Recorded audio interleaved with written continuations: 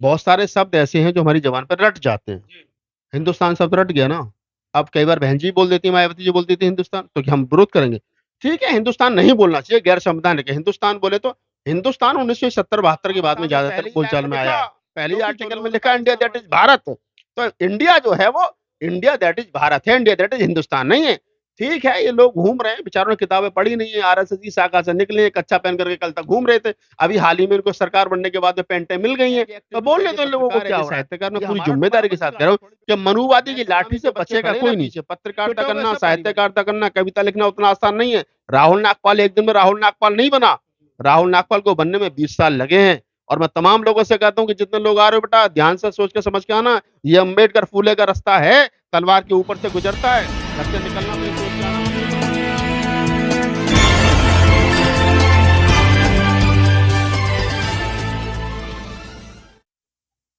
अगर उसी उत्तर प्रदेश के अंदर वर्तमान की योगी सरकार अगर ये कहे धर्मांतरण करने के लिए, हालांकि मैं इसको धर्मांतरण नहीं मानता हूँ, इसको घर वापसी मानता हूँ। लेकिन अगर योगी सरकार ये कहे कि आपको हिंदू धर्म छोड़ करके बौद्ध धर्म जाने में आपको डीएम की परमिशन लेनी पड़ेगी। यूपी में तो ऑर्डर हो गए। हाँ, यूपी में ऑर्डर हुआ था, तो तब मुझे लगा कि ये गलत है। और गलत इसलिए है कि भाई अगर क्या हम हिंदू हैं, हिंदू होने का सर्टिफिकेट हमको किसने दिया है? मैं हिंदू अगर हूँ तो ये बात मुझे किसने बताई? ना तो मेरे बाप ने बताई, ना चाचा ने बताई, ना दादा ने बताई, ना फूफा ने बताई, ना काका ने बताई। ये हिंदू होने की जो परंपरा है, ये मेरे ऊपर थोपी किसने? पहले तो ये सवाल खड़ा होता है। तो ये तो 1930 में, 31 में, 32 में बाबा साहब गोलमेज सम्मेलन में बता रहे थे कि हम हिंदू नहीं है। मैं वही बात कर रहा हूँ तानी जी, चलो मैं बाबा साहब को भी नहीं कोट कर रहा हूँ, लेकिन मैं फिलहाल एक सवाल बड़ा खड़ा ये कर रहा हूँ कि अगर मेरी कविता से कुछ लोगों को एलर्जी है, कुछ लोगों को आपत्ति है, परेशानी है, तो मेरा सवाल ये है कि भाई मैं ये कह रहा हूँ कि मुझे हिंदू बनाया किसने? मैं इस सिस्टम में बना रहना नहीं चाहता हूँ। और अगर मैं इस सिस्टम को तोड़ करके, छोड़ करके, ससम्मान आपसे हाथ जोड़ करके, आपके देवी-देवताओं से हाथ जोड़ करके, अगर मैं बौद्ध धर्म अपनाना चाहता हूँ, तो ये संविधान में मेरे राइट्स हैं। मैं क्या पहनूँगा, क्या खाऊँगा, क्या बोलूँगा, क्या क्या मेरा धर्म होगा, क्या मेरी भाषा होगी, संविधान में मेरे फंडामेंटल राइट्स हैं। लेकिन वर्तमान में योगी सरकार ये कहती है कि नहीं, आपको धर्मांतरण करने से पहले डीएम की परमिशन जो है वो लेनी पड़ेगी। तो फिर मेरे जैसे कवि के अंदर का कबीर जागा। मुझे लगा कि मैं भीम का वंशज हूँ, अम्बेडकर का वंशज हूँ, बुद्ध का फॉलोवर हूँ। तो फिर उस दौरान मैंने एक कविता लिखी थी और उस कविता को हम एक बार अपने तमाम साथियों के साथ में लखनऊ जा रहे थे और हमारे बहुत सारे साथी थे। तो पत्रकार साथी थे, उन्होंने कहा भैया को सुना दो। तो मेरी नई-नई कविता थी, उस दिन रात को मैंने लिखी थी। तो मैंने फिर वो कविता वहाँ पे सुनाने का प्रयास किया। मुझे खुद ही पता नहीं थी कि ये कविता इतनी वायरल हो जाएगी और फिर आप इस बारे में बात भी करोगे, तो वो कविता के 2-3 मिसरे मैं आपको सुना देता हूँ। उससे पहले उससे पहले मैं बता दूं आपको कि राहुल नागपाल जी की ट्रेन में गई हुई वो जो कविता की जो पंक्तियां थी, वो इतनी वायरल हुई कि हमारे पीछे तमाम बहुजन समाज के यूट्यूबर हैं। पहले मैं परिचय करा दूं नागपाल जी, आपकी कविता 2 मिनट जी, जी। बात सुनेंगे, पहले परिचय ले लें सबसे। पीछे परिचय दीजिए अपना। संतोष कुमार अम्बेश, आवाज Bharat. Kiran Bodh, Nagvanshi TV. Sonu Aziz, S Bahujan. S Bahujan. Manish Kumar, BCL 24 TV. ये बात मुझे बताते हुए बड़ा हर्ष हो रहा है कि तमाम साथी उस दिन ट्रेन में हमारे साथ थे, जिस समय राहुल नागपाल जी उस कविता की पंक्तियों को दोहरा रहे थे। और जैसी वो पंक्तियां शुरू हुई, ट्रेन में बैठे हुए तमाम जितने लोग थे, शायद उस दिन कुछ मैच था, हाँ, कुछ फुटबॉलर थे फुटबॉलर थे हमारे साथ में। उन्होंने वीडियो बनाने शुरू किया। हाँ, वीडियो बनानी शुरू किया और फिर कुछ लोग पहचान लेते हैं हमेशा जब भी ट्रेन में चलते हैं तो कुछ लोग मिल ही जाते हैं कि राहुल जी अब। तो मैं कुछ एक पंक्ति उस कविता की आपको सुना देता हूँ कि बुद्ध की इस धरा को जरूरत नहीं। अगर बुद्ध की धरती पर भी बुद्ध के धर्म को मानने के लिए इजाजत लेनी पड़े, तो फिर तो योगी जी को सोचना चाहिए। तुम कहते हो कि बुद्ध भी हमारे थे और विष्णु के 9वें अवतार थे और बुद्ध की विचारधारा को मानने के लिए आप कहते हो कि डीएम से परमिशन लेनी पड़ेगी। तो या तो योगी जी झूठ बोल रहे हैं या फिर उनके मन में कुछ खोट है। क्या बुद्ध की इस धरा को जरूरत नहीं और हमसे ऊपर तुम्हारी हुकूमत नहीं और तेरे मंदिर तुझे अब मुबारक रहे उस खुदा की हमें अब जरूरत नहीं उस खुदा की हमें, अब जरूरत नहीं। तो जो लोग ये कहते थे, हमारे मन मस्तिष्क में भगवान का डर बिठाते थे कि जी भगवान है, भगवान ही सब कुछ करता है, तो बाबा साहब ने 22 प्रतिज्ञा दी, बुद्ध का धम्म दिया। तो तब मैं कहता हूँ कि भाई ये मंदिर भी तुम्हें मुबारक हो, हाथ जोड़ के कह रहे हैं, तुम्हारा खुदा तुम्हारा भगवान ही तुम्हें मुबारक हो। हमें कुछ नहीं चाहिए भैया, हम जिस हाल में हैं, हमें हमारे हाल में 22 प्रतिज्ञा और बुद्ध के 5 किलो पर नागपाल जी चाहते क्या हो? सबसे ज्यादा मूर्तियां पूरे विश्व में बाबा साहब की हैं। भारत देश के अंदर अगर देखें तो सबसे ज्यादा प्रतिमाएं बुद्ध की हैं। हुँ। क्या चाहिए आपको? क्या क्या मतलब क्या डिमांड नहीं, है आपकी? हम कुछ नहीं चाहते, हम अपने फंडामेंटल राइट्स जो हमें भारतीय संविधान में बाबा साहब डॉक्टर अम्बेडकर ने दिए हैं, उनको हम चाहते हैं, और हम चाहते हैं कि उन पर बात होनी चाहिए खुले मन से। ये जो लोग मंदिरों से निकल कर के जो मुख्यमंत्री बन गए हैं, ये जो लोग जो सरकारों में आकर के स्थापित हो गए हैं, ये जो लोग एक विचारधारा को मुल्क पे थोप देना चाहते हैं, ये जो लोग कभी अम्बेडकर का, बाबा साहब डॉक्टर अम्बेडकर का हिंदुईकरण करने पर तुलियाते हैं, कभी बुद्ध का हिंदुईकरण करने पर तुलियाते हैं, कभी मेरे जैसे आदमी पर टिप्पणी करने लगते हैं। तो मेरा यही कहना है कि भई हम लोग अपनी विचारधारा के लोग हैं, और मैं तो कहता हूँ ना, मैं तो खुले मन से कहता हूँ, मैंने कितने मंचों पर अप्रैल के मैं अम्बेडकर माह में कहा कि अगर आपको लगता है कि इस देश को हिंदू राष्ट्र बनाना, तो मैं विरोध नहीं कर रहा हूँ। लेकिन मेरा एक सवाल है, उसका जवाब दे दीजिए। और सवाल ये है पूरी ईमानदारी के साथ में, और जो भी इस वीडियो को देख रहे हैं, वो हिंदू राष्ट्र बनाने वाले लोग जो इस वीडियो को देख रहे हैं, उनको कसम है इस सवाल का जवाब दें वो। आपके हिंदू राष्ट्र में बुद्ध कहाँ है, कबीर कहाँ है, नानक कहाँ है, रैदास कहाँ है, फूले कहाँ है, साहू जी महाराज कहाँ हैं, नारायण गुरु कहाँ हैं, और पेरियार रामास्वामी नायकर कहाँ हैं, ललित सिंह यादव कहाँ हैं, डॉक्टर अम्बेडकर कहाँ हैं, मानवर साहब काशीराम कहाँ हैं। यानी कि आपके हिंदू राष्ट्र में अगर मेरे 2500 साल के पुरखे नहीं है, तो आपके हिंदू राष्ट्र में इस देश का एससी, एसटी, ओबीसी, माइनॉरिटी यानी कि 90% समाज नहीं है। तो फिर कौन से चतुर चालाक लोग हैं जो 10% लोग इस देश को हिंदू राष्ट्र बनाना चाहते हैं? तो कहीं ना कहीं आप हिंदुओं की भावना भड़का रहे हैं, और जो राष्ट्र प्रधानमंत्री से लेकर उत्तर प्रदेश के योगी जी जो हिंदू राष्ट्र की परिकल्पना कर रहे हैं, आप उस पर सवाल निशान उठा रहे हैं। मैं कह रहा हूँ ना, मैं सवाल निशान उठा रहा हूँ, जिम्मेदारी के साथ कह रहा हूँ। और मैं कह रहा हूँ कि जो एफआईआर हो जाएगी आपके ऊपर मेरी तरह? सब 4 6 10 कर लो, कौन सी आफत आ गई? मेरी तरह हो जाएगी? हाँ, तो आपकी तरह का होगा, और दूसरे की तरफ भी कर लो, तीसरे की तरफ, चौथे की तरफ, 5 10 20 तरह की तरह कर लो ना। हम बाबा साहब डॉक्टर अम्बेडकर के वंशज हैं बाबा। ये जो पीछे बच्चे खड़े हैं, हम्म जो नए नए यूट्यूबर्स हैं, इनके ऊपर आपको तरस नहीं आ रहा है? अगर इस क्षेत्र में काम करना है, अगर इन बच्चों में से सुन किसी लीजिए पे- सुन लीजिए इन सुन लीजिए, बच्चों में से किसी पे एफआईआर दर्ज हो गई, तो ये जिंदगी गुजारेंगे या वकीलों को पैसे देते फिर जाएंगे? हम 20 एफआईआर हमारे ऊपर होगी, हम मर गए क्या? इन पे भी 2 4 होने दो, तभी तो पकेंगे ना। कुल्हड़ आग में जाएगा, कुल्हड़ आग में जाएगा तभी तो पकेगा ना, तभी तो पीने लायक बनेगा। कच्चे कुल्हड़ में चाय नहीं पी जाती है, कच्चे कुल्हड़ में भी इनको पकने दो थोड़ा सा। और मैं कह रहा हूँ पूरी ईमानदारी के साथ में आपसे कि जिन लोगों को मेरे वीडियो से आपत्ति है, दिक्कत है, मैं उनसे खुला चैलेंज कर रहा हूँ कि मेरे एक सवाल का जवाब आप दे दीजिए। आपके हिंदू राष्ट्र में जब मेरे 2500 साल के पुरखे नहीं है, तो इसका मतलब इस देश की आधी 90% आबादी नहीं है। आपके पुरखे तो हिंदू है ही नहीं, वो तो कह रहे हैं हम हिंदू राष्ट्र बनाएंगे। क्या बात अरे कर रहे तो हो? मैं वही तो कह रहा हूँ भैया, आप अंतानी जी आप थोड़ा जल्दबाजी कर जाते हो। मैं कह रहा हूँ कि जब इनके हिंदू राष्ट्र में बुद्ध नहीं, कबीर नहीं, नानक नहीं, रैदास नहीं, फूले नहीं, साहू जी महाराज नहीं, कोई भी नहीं, अम्बेडकर नहीं, काशीराम नहीं, जब हमारे 2500 साल के पुरखे इनके हिंदू राष्ट्र में नहीं है, और ये पुरखे मेरे नहीं है, इसके ओबीसी के हैं, एसटी के हैं, एससी के हैं, इस देश के 90% अवाम के वो पुरखे हैं। फूले मेरे थोड़े थे, वो तो माली जाति के थे। पेरियार लाला सिंह यादव तो यादव थे, कबीर तो क्या नाम जुलाहे थे, और क्या नाम है पेरियार रामास्वामी नायकर तो पाल थे, बाबा साहब डॉक्टर अम्बेडकर तो चलो शेड्यूल कास्ट थे, दलित थे, महार थे, जो भी थे।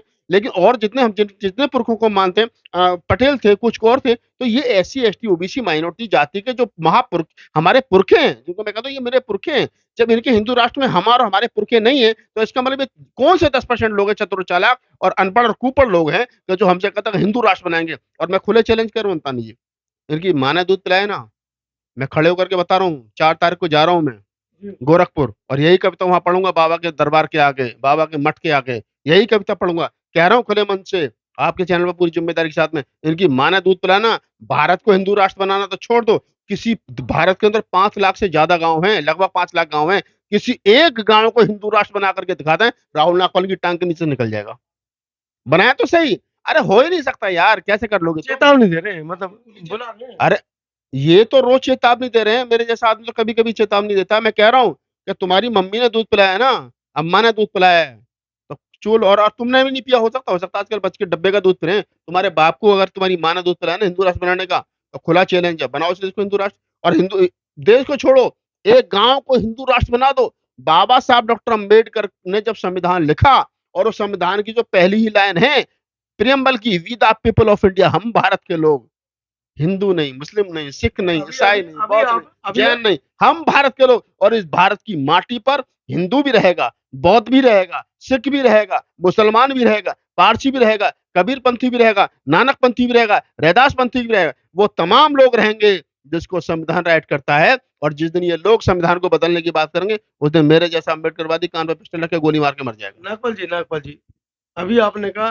We the people of India, हम भारत के लोग, लेकिन ये SC ST OBC के कौन नेता हैं जो अपने वक्तव्य में हमेशा कहते हैं हिंदुस्तान हमारा है, बड़े चोरी छाती पर बोलते ये कोई बड़ा विषय नहीं है। हैं। विषय है, जब 500 आदमी के बीच में, 1000 आदमी के बीच में हिंदुस्तान बोला जाएगा तो उनके दिमाग में हिंदुस्तान नहीं जाएगा। कोई बात नहीं, मैं ये कह रहा हूँ, बहुत सारे शब्द ऐसे हैं जो हमारी जबान पर रट जाते हैं। हिंदुस्तान शब्द रट गया ना। अब कई बार बहन जी बोल देती है, मायावती जी बोल देती है हिंदुस्तान, तो क्या हम विरोध करेंगे? ठीक है, हिंदुस्तान नहीं बोलना चाहिए, गैर संवैधानिक है। हिंदुस्तान बोले तो हिंदुस्तान 1970-72 के बाद में ज्यादातर बोलचाल में आया है, क्योंकि जो लोगों ने पाकिस्तान बनाई तो लोगों का यार पाकिस्तान तो मुसलमानों हो गए, तो हिंदुस्तान हिंदुओं हो गए। तो ये अनपढ़ और कुपढ़ लोगों की सोच बन गई, जबकि हिंदुस्तान कौन अनपढ़ कौन? ये आर्यंस हैं, विदेशी हैं। 15% लोग जो सत्ता में बैठे हुए लोग हैं वही तो हैं, वो इसको हिंदुस्तान बोलते हैं। और फिर दुर्भाग्य ये है कि मुसलमान भी हिंदुस्तान बोलते हैं, जबकि मेरे जैसा आदमी तो नहीं बोलता है। मैं तो कहता हूँ कि नहीं भाई, हम तो, ये तो भारत है। और भारतीय संविधान के पहले ही लाइन उसमें प्रियम्बल में उसमें है, अपना आर्टिकल में, इंडिया दैट इज भारत। अब सोचो ना, घर में बच्चा पैदा होता है, तो बच्चा पैदा होने से पहले सब लोग आते हैं, बेटा होगा तो राहुल राम रखेंगे, बेटी होगी तो क्यों ना नागपाल रखेंगे, ये रखेंगे, वो लगाते हैं ना। तो जब देश आजाद हो रहा हो तो लोगों ने हिसाब लगाया होगा ना कि देश का नाम क्या रखेंगे। बाबा साहब डॉक्टर अम्बेडकर थे, तमाम वो लोग थे, महात्मा गांधी थे, जवाहरलाल नेहरू थे, पटेल थे, तमाम प्रबुद्ध लोग थे जिन्होंने हिसाब तो लगाया होगा इस देश का नाम क्या होना चाहिए। उनको पता था कि कल को कुछ ऐसे लोग आ जाएंगे भगवा झंडा लेकर के जो कहेंगे इस देश का नाम हिंदुस्तान होना चाहिए। लेकिन गहरी बात। बाबा साहब ने पहली ही लाइन में लिखा, पहली आर्टिकल में लिखा, इंडिया दैट इज भारत। तो इंडिया जो है वो इंडिया दैट इज भारत है, इंडिया दैट इज हिंदुस्तान नहीं है। ठीक है, ये लोग घूम रहे हैं, बेचारों ने किताबें पढ़ी नहीं है, RSS की शाखा से निकले, कच्चा पहन करके कल तक घूम रहे थे। अभी हाल ही में इनको सरकार बनने के बाद में पेंटें मिल गई हैं, तो बोलने दो इन लोगों को क्या हो रहा है। ये हमारा और तुम्हारा कुछ बिगाड़, थोड़ी बिगाड़ लेंगे। मैं तो पहले अच्छा, 75 साल हो गए आजादी को, और देश की ऐसी होनहार बेटियां, मैं विषय को घुमा रहा हूँ थोड़ा सा, कि 75 साल बाद देश की इतनी होनहार बेटियां जंतर मंतर पर अगर बैठी हैं, तो उस विषय में क्या कहेंगे? नहीं, मैं यही कहूंगा कि देखो, इस देश के अंदर, नहीं, सवाल आपका अच्छा है, बहुत अच्छा सवाल है, उसका जवाब भी उतनी ईमानदारी से दूंगा। देश के अंदर जब इसी मनुवाद की लाठी से दलित पिटता था तो ये लोग ताली बजाते थे, ये क्या सोचते थे कि हमारा नंबर नहीं आएगा। कहराना हुआ, मिर्चपुर कांड हुआ, गोहाना कांड हुआ, तमाम कांड हुए ना। अब ये मिर्चपुर कांड, गोहाना कांड और जितने कांड हरियाणा में किए तो किसी के जाटों नहीं तो किए ना।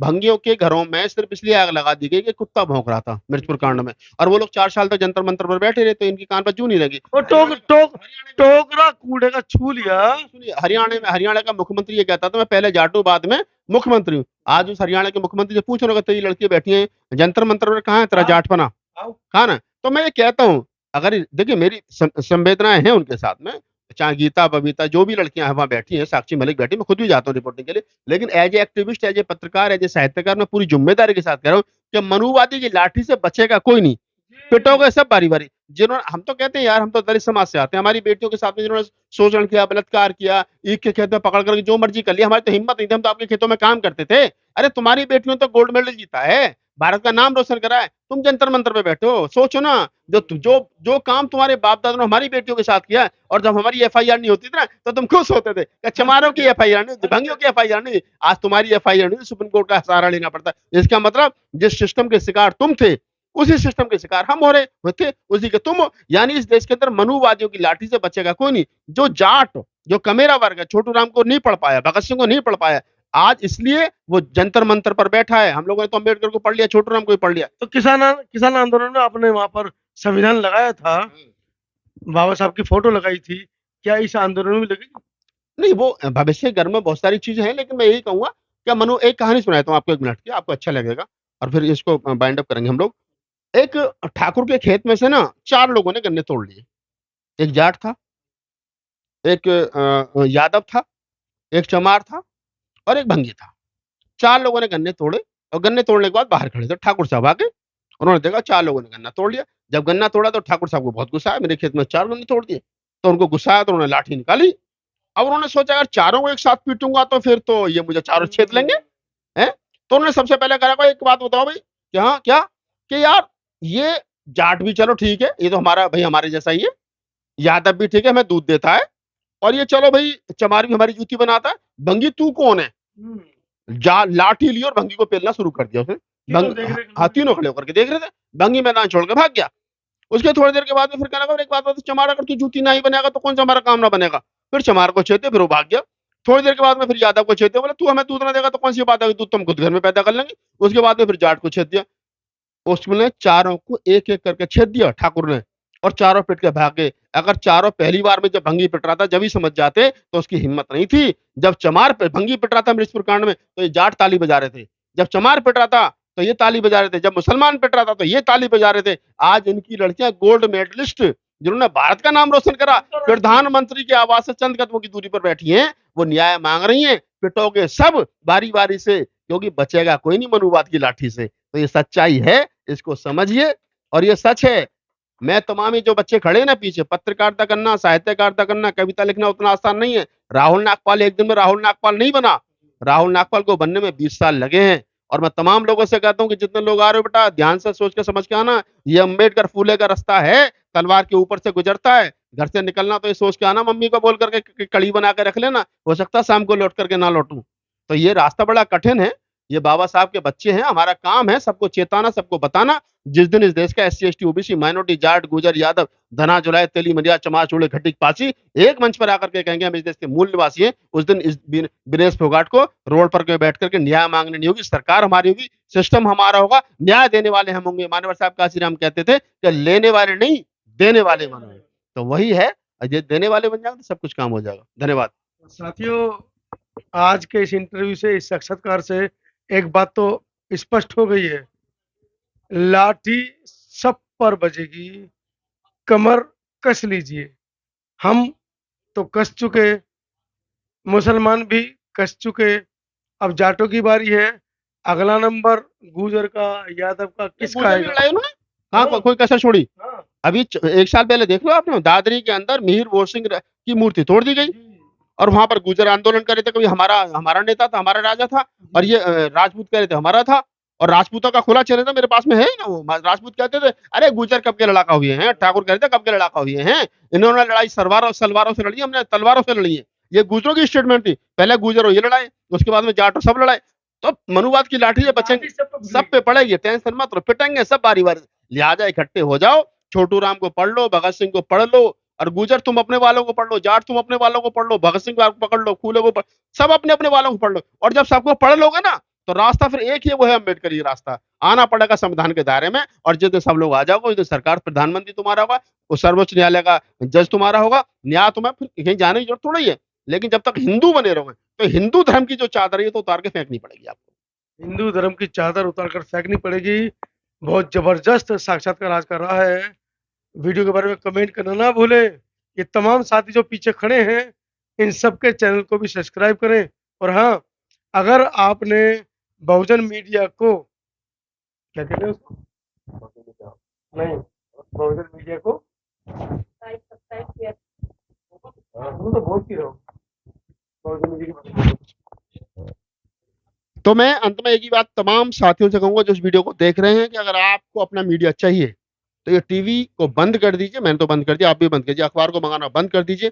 ये जो बहुजन मीडिया है, जो देश में हजारों की तादाद में हमारे और आपके जैसे लोग काम करें, उनके चैनलों को सब्सक्राइब कीजिए। और मेरी गारंटी एक बात बोल देता हूँ कि जिस दिन आपने 100 चैनल ऐसे बना दिए देश के अंदर बहुजन समाज के, जिनके 1-1 करोड़ सब्सक्राइबर हो गए, और जिस दिन 100 करोड़ सब्सक्राइबर आपके हो जाएंगे, उस दिन आपको वोट मांगने की जरूरत नहीं है। उस दिन आप इस देश की सरकार बना लोगे और सरकार गिरा दोगे। धन्यवाद।